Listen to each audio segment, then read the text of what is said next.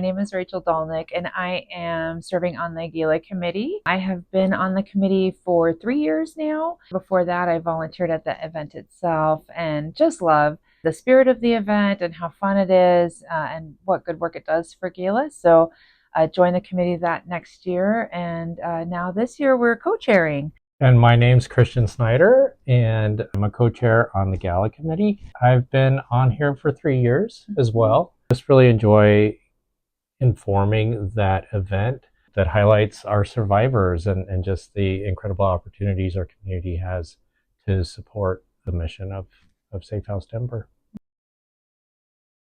I am a clinical social worker by training and also a survivor myself, and grew up in a family where violence happened. So this has been an issue for all of my career that's been very dear to me, and I've dedicated my time and energy to. During the course of a position that I held doing domestic violence intervention for another organization, I reached out to create relationships with various nonprofits that do domestic violence intervention throughout the Denver area. And my experience with SafeHouse was so positive and affirming that I thought, I really think I'd like to give them a little more of my time. I attended a In Their Shoes educational event and got to walk through all those scenarios that they put through that event and realized in my own history that I wish I and my family had this type of resource when I was much, much younger, because it probably would have helped some things. I experienced domestic violence in my own childhood, really saw a need to support this organization here in Denver. We walked out of that, and I remember looking at each other in the car and saying, we need to do more. Mm-hmm.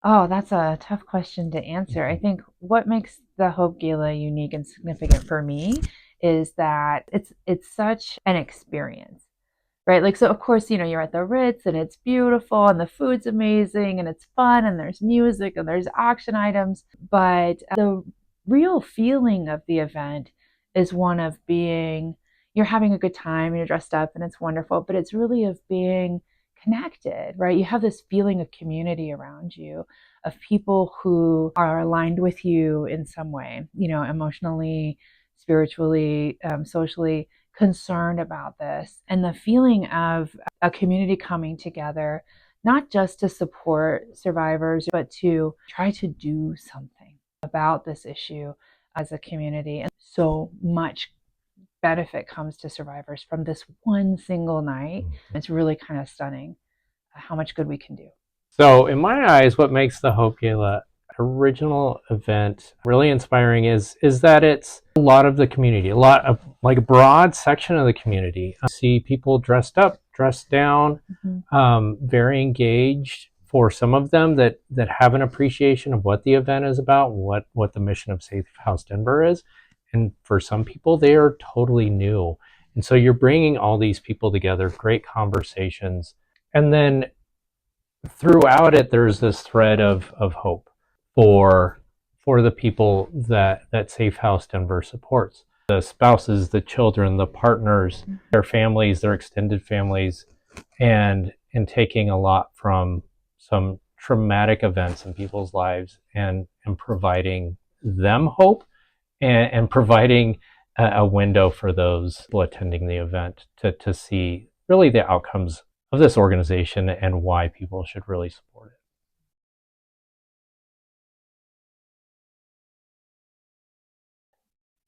Well, I think a key component of SafeHouse Denver's mission has always been raising awareness and education. And while the Gala is an event that many people come to who deeply care about domestic violence prevention and intervention, there are also always folks for whom this is sort of a new area to think about, right? We always have people who say out loud, I hadn't really thought about it in this way. I guess I wasn't paying as much attention as I thought I was. I can't believe there's only one domestic violence shelter in Denver. And so it always has done a lot to also raise awareness and spread education and bring people together toward a common goal. And then I think, yeah, you see people from every section of society coming together to care about this one thing at the same time. It sort of raises the energy of the issue and lends visibility. Often, we don't want to talk about things that make us uncomfortable, and this is a subject that makes a lot of people uncomfortable, whether because it hits too close to home or because they can't imagine having gone through it. And I think what the gala does is it takes that discomfort and transmutes it into a celebration of hope and determination. Yeah, I think the important thing of community support in this is just shedding light on the issue that it is, I think, unfortunately a lot more frequent than a lot of the public is aware of. And sometimes the great wealth and sometimes the disparities of support that people get in this realm, depending on where they live.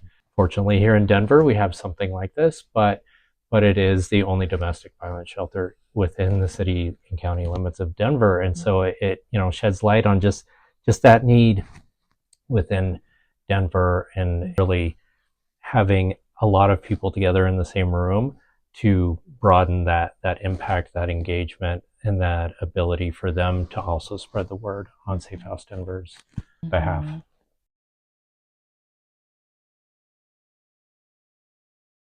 Yeah, I think there are some key components to that. Obviously, showing up, purchasing a ticket, spending money at the gala supports SafeHouse Denver financially. And this is one of the major fundraising events for the organization throughout the year. We can make a huge difference in a year's worth of survivor services in a single night, which is astonishing.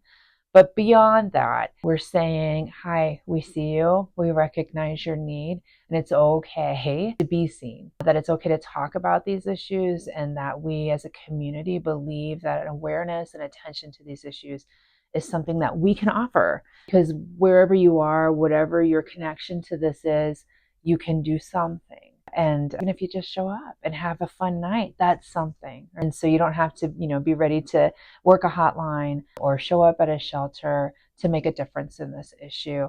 And I think that accessibility for us as attendees is a huge impact to the community.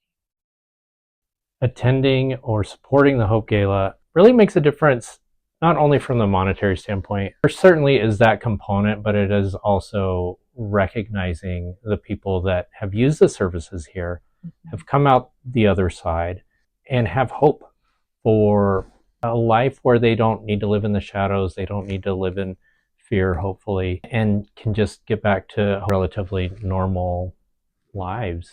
I think it sheds light on this topic of stigma for people, where they don't really necessarily get engaged in being highlighted. And I think it provides us an opportunity to recognize those people that do step forward and do want to share their stories. It's incredibly brave and moving to see them, and it does help magnify that message.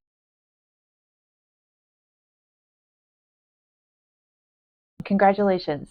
You're going to have such a great time. It is really, first and foremost, an incredibly fun and moving night. While it is a somber topic and a very serious issue for our community, it is okay to come with a joyful spirit and enjoy the experience of the event and of connecting with other people in your community who care about preventing and intervening with domestic violence. Like you said, a really enjoyable night to celebrate. There's part that's celebration of the people that have stepped forward and come through this.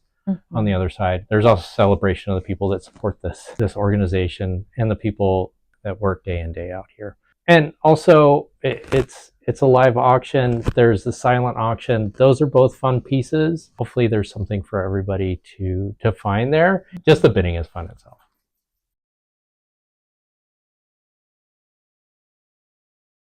So the theme of the gala this year, in keeping with the casino night, is sitting on hope, playing for change. And I think that is what we're really doing. It's called the Hope Gala for a reason, and regardless of the theme, year after year, that's what it's called, because that is our primary focus, spreading a message of hope for people who are currently experiencing violence, for those who have come through it, and for those of us who want to support them.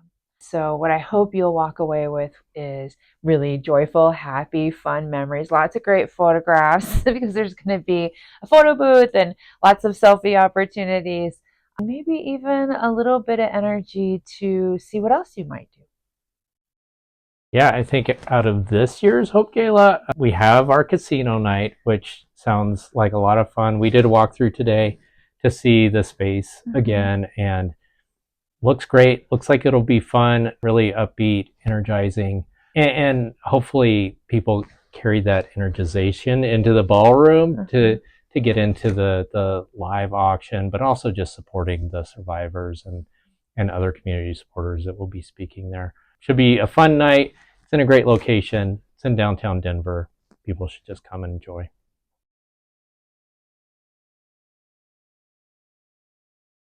My favorite Hope Gala memory is unfortunately not inspiring. At the silent auction, I won a Joe Sakic hockey stick. And it hangs above my desk in my office. It is sometimes a conversation piece if people are into hockey. You can very clearly see Joe's signature on it. And it's one of those things that you can only get at the Hope Gala is these incredible silent auction and live auction opportunities to win great stuff. I think that is inspiring. I wouldn't say that's not inspiring. I really do, because I think that what you just said is so important. So, he works from home, and people, when he's in meetings, people can see behind him. And every once in a while, someone asks him, "Where'd you get that hockey stick? That's incredible," right? And so, in the process of talking about it, it's, oh, we volunteer for our local domestic violence shelter because we really care about this as an issue. And that in itself is a way of spreading the message. Yeah, right? that's true. And it was for a good cause.